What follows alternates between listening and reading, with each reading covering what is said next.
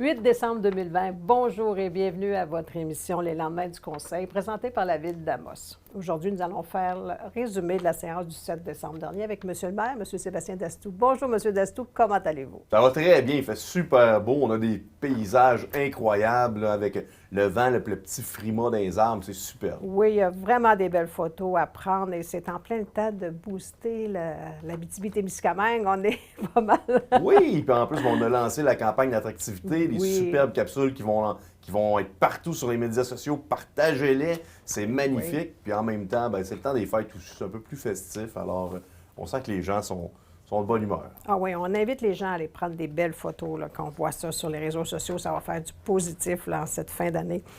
Plusieurs points à l'ordre du jour. On commence par le comité consultatif agricole. C'est rare qu'on entend parler de ce comité-là. Bien, c'est un comité qui est à la MRC. Puis nous, on a à déléguer quelqu'un. C'est Martin Roy qui était déjà là. C'est encore lui qui va pouvoir participer au comité. Martin connaît très bien le domaine agricole. C'est le spécialiste agricole. Disons qu'on a bien confiance en sa présence.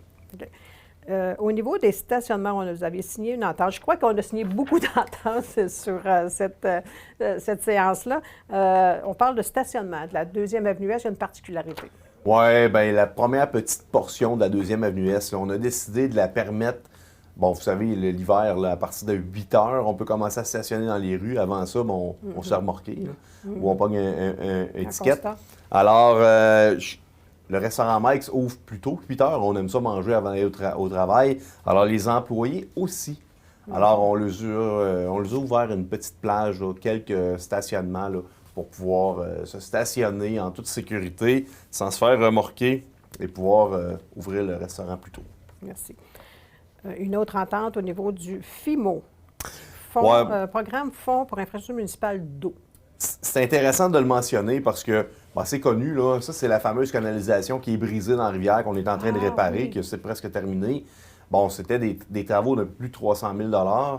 Mais quand on a décidé d'aller en appel d'offres pour donner le projet, il y avait une subvention sur la table. On avait travaillé fort pour pouvoir obtenir cette subvention-là. Et là, on signe le protocole d'entente. Normalement, on n'en parle pas nécessairement à la signature, mais je tiens à le mentionner parce que c'est quand même 199 000 $ de l'argent de Québec qui s'en vient pour nous donner un coup de main. Et c'est pas négligeable. Puis quand je vous dis là, qu'on prend l'argent des citoyens puis on essaie toujours d'aller chercher le plus possible de subventions, mais dans un cas comme celui-là, ça payait plus de la moitié des travaux. Alors, des fois, on n'a pas le choix de faire des travaux en urgence, mais quand on a le temps de les faire et de les planifier, il y a moyen des fois d'aller chercher là, des sommes, puis on est alerte pour aller les chercher. Une très belle nouvelle.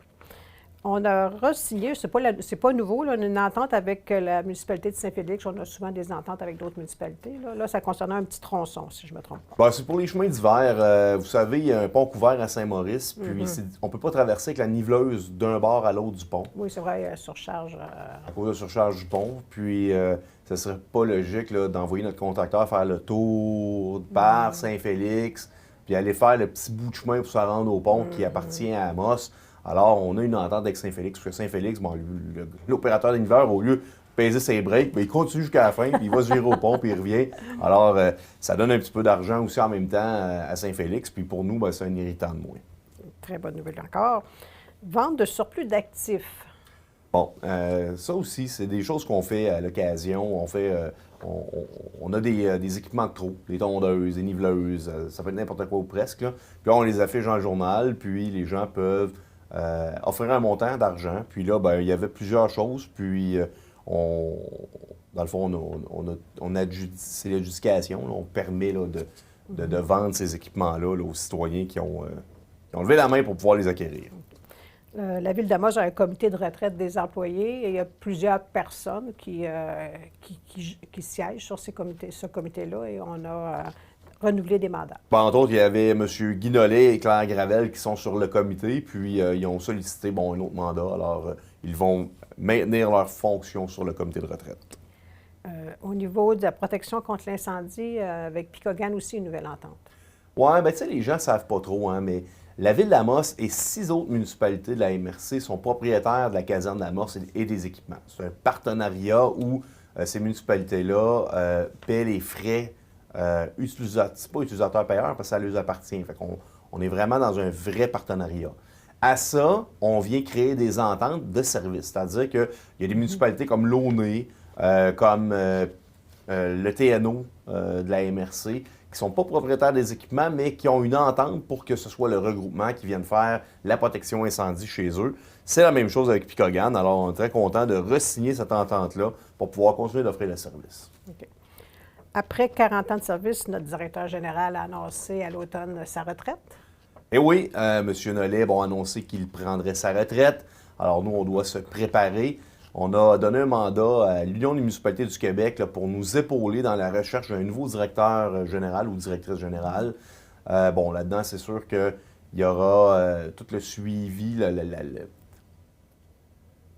refaire les rôles et responsabilités, aller en embauche, passer les entrevues, passer tous les examens nécessaires à l'embauche et s'assurer qu'on va choisir la bonne personne pour le futur de la ville. C'est certain que au niveau de description de poste, on n'a pas eu tellement de directeurs généraux à la ville d'Amos. Alors, c'est des anciennes fonctions qu'on doit sûrement retrouver dans là. Il faut s'ajuster. Il risque d'avoir qu'il y a un petit peu de changement là-dedans, quitte à ce que ce soit plus 2021. Là. Oui, 2.0 qu'on a fait. La Maison des Jeunes, on sait, elle appartient à la ville d'Amos et vous avez signé aussi une entente concernant l'utilisation, j'imagine? Oui, bien, c'est une question d'utilisation, hein, parce qu'à partir du moment où un bâtiment nous appartient puis qu'on le prête ou qu'il est utilisé par un organisme, bien là, qui change les poignées de porte, s'il y a une petite réparation, qui est responsable de quoi, qui s'occupe de la tondeuse, de la pelouse, toutes ces choses-là. Alors, on a vraiment travaillé fort avec l'organisme de la Maison des Jeunes là, pour s'assurer que tout serait correct là, pour les prochaines années, dans le respect des payeurs de taxes, mais en même temps des jeunes aussi, parce qu'on veut les responsabiliser. Oui, très, très bonne chose. Lorsqu'on a refait le complexe sportif, il y a une section qui était pour le O-Gym, une entente qu'on a prise et on a modifié un peu ou rallongé l'entente avec O-Gym. Bien, en fait, il y a deux choses. O-Gym avait besoin d'une salle pour faire du spinning, puis faire aussi des cours de groupe. Alors nous, on a décidé d'investir de l'argent pour aménager l'entre-deux entre le curling et la deuxième glace du complexe sportif. Et là, étant donné qu'il y a des sommes à injecter, puis on voulait signer une entente d'au moins 5 ans avec O-Gym. Étant donné que l'entente, il reste 3 ans à l'entente pour les locaux qui ont présentement, on a voulu le rallonger pour l'arrimer puis que les deux ententes soient de 5 ans, tout simplement. Du côté de l'aéroport Magny, un autre bail? Bon, Max Aviation est locataire, ils ont des bureaux, mais ils ont aussi un loyer. On est venu découper les deux, que le bureau soit d'un montant, que le loyer soit d'un montant. Ils ne savent pas qu'est-ce qu'ils vont prendre cette année. Alors là, on a fait une espèce d'entente avec des montants, puis on va voir, on aura signé, là, tout dépendant ce que sera le besoin. Là. Depuis plusieurs mois, on parle beaucoup d'embauche de personnel. Il y a beaucoup de roulements au cours des dernières années. Vous avez procédé à l'engagement de quelques employés aussi hier. Oui, mais entre autres, on est très fiers d'avoir engagé une surintendante au service des travaux publics, Mme Sylvie Falardeau. C'est une dame qui vient de l'extérieur, qui s'en vient avec sa famille. Ils sont venus visiter.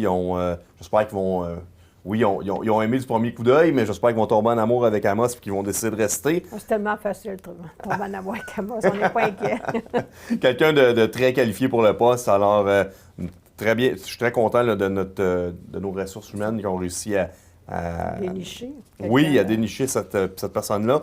Sinon, on a deux nouveaux journaliers, Richard Castonguay et David Laverdière. Puis on a un nouvel ouvrier d'entretien qui est Serge Lessard. Alors, on espère que ces gens-là vont se plaire dans leur nouvelle fonction. On n'en doute pas. Dans la section dons et subventions, vous avez octroyé une aide financière à des organismes de glace. Ça, c'est à chaque année qu'on fait ça. Bien, si vous vous souvenez, à l'époque, avant qu'on rénove le complexe sportif, on avait OSAM qui s'occupait du restaurant. Oui. Et la location du restaurant, ça donnait environ 25 000 et on le redonnait aux organismes de glace. Maintenant, comme on a une location à un privé, c'est la ville maintenant qui est responsable de redistribuer les sommes. Alors, on a vraiment une charte avec une grille de calcul pour le nombre d'abonnés, puis tout ça, puis de membres pour chacun des organismes. Finalement, au Comet, ça donne 3 000, au Forestier, 10 000, un petit peu plus que 10 500. L'Association du hockey, un peu plus de 7 000 patinage artistique, 3 200 Et on a aussi donné pour l'Académie de hockey qui n'étaient pas dans cette entente-là. Oui, c'est la première fois, il me semble, que je vois Ben, l'Académie. C'est nouveau? Non, c'est pas nouveau de cette année, mais ça fait pas tellement longtemps. C'est quand on a réussi à rapatrier, il y a quelques années, le Pee-Wee 3A puis le Bantam Relève. On avait dit, ben écoutez, ramenez-nous ça à Amos pour pouvoir stimuler les jeunes à maintenir là, les équipes triple lettres pour un peu les garder proches du budget 3A. Puis c'est 8 500 $ qu'on donne par année là, pour assurer là, l'opération de tout ça. Très bien. Ça faisait le tour des points que nous avions pour la séance du Conseil du 7 décembre dernier. On rappelle qu'il ne reste qu'une seule séance qui est le mardi 15 décembre. On voulait peut-être terminer avec rajouter aux citoyens qu'on a encore des emplois disponibles. Alors, allez sur notre page Facebook, partagez l'information. Je ne sais pas, encore quelques emplois, je crois. Il y a encore, oui, c'est un feu roulant. Là. Vous savez, pénurie de main-d'œuvre, il faut être attractif, partager les capsules de l'Abitibi-Témiscamingue, il faut se faire connaître. On a une belle région, on a beaucoup de postes intéressants à Amos, autant pour la ville que dans la ville comme telle.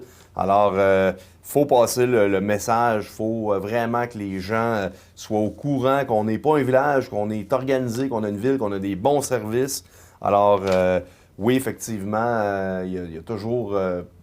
présentement, il y a toujours des postes ouverts à la ville. On entend moins parler, mais on entend beaucoup parler de la santé aussi, qui recherche souvent du personnel. J'imagine que la commission scolaire doit être dans le même, il y en a dans le même bateau. Tous les domaines. Alors, on invite les gens à partager nos offres d'emploi. Au niveau du comité d'urbanisme, aussi, il y a des bénévoles qui siègent sur ce comité-là. Bien, c'est un comité qui est consultatif. C'est important d'avoir des gens qui sont allumés, là, qui connaissent un peu nos rues et tout ça, puis qui ont le goût de voir comment fonctionne l'urbanisme de la ville, c'est quoi les règlements, c'est quoi les lois, puis comment est-ce qu'on peut moderniser notre ville, comment est-ce qu'on peut améliorer notre situation. Il y a quelqu'un qui doit quitter parce qu'il déménage de la ville d'Amos, alors il y a un nouveau poste là, d'ouvert au sein du comité. Alors, soyez pas gênés. Là. Des fois, les gens, je sais pas si c'est pour moi, là, appelez, venez voir. Oui, venez vous informer. Si vous avez un intérêt pour l'urbanisme, là, c'est sûr que ça peut être de quoi Oui, c'est quelques réunions par année et ça nous permet de consulter différents secteurs de la ville pour justement toujours l'amélioration de notre service d'urbanisme. La période des fêtes arrive très bientôt, alors les horaires vont être modifiés un peu de nos différents services. Alors, on invite les gens à surveiller notre page Facebook et notre site Internet pour connaître l'horaire de nos bureaux. Je sais qu'au niveau du complexe sportif, puis la polyvalente, là, sont encore en décision là, de qu'est-ce qu'ils vont faire pour l'horaire. Si on n'a pas encore l'horaire, fait que ça devrait sortir sous peu. Mais sinon, nos bureaux seront fermés pendant plus d'une semaine. Bien, il faut comprendre que, bon, on a beau être en zone jaune, les directives du gouvernement, autant la santé publique puis le politique, bien, présentement, on est un peu sur le qui-vive. Hein? On ne veut pas faire d'impair, on ne veut pas prendre des décisions trop rapides. On est toujours en début décembre, alors il y a encore quelques semaines qui nous séparent de Noël. Alors, on va prendre les meilleures décisions, mais on va s'assurer que l'information soit véhiculée via le site Internet, entre autres. Moi, j'ai mes capsules aussi qui continuent, alors je vais pouvoir aussi... tous les jeudis, là, encore... Oui. Pas mal tous les jeudis. Alors, on vous suit aussi là-dessus parce que vous nous donnez quand même d'informations là, à jour, justement, concernant la COVID. C'est pas encore terminé, il semblerait. Donc, et on continue nos efforts. Alors, on vous remercie pour ce résumé de la séance du 7 décembre dernier. On se donne rendez-vous le 16 au matin pour faire le suivi de notre budget municipal et de notre dernière séance du Conseil. Merci beaucoup d'avoir été avec nous. Merci. Donc, bonne semaine, au revoir. Merci beaucoup.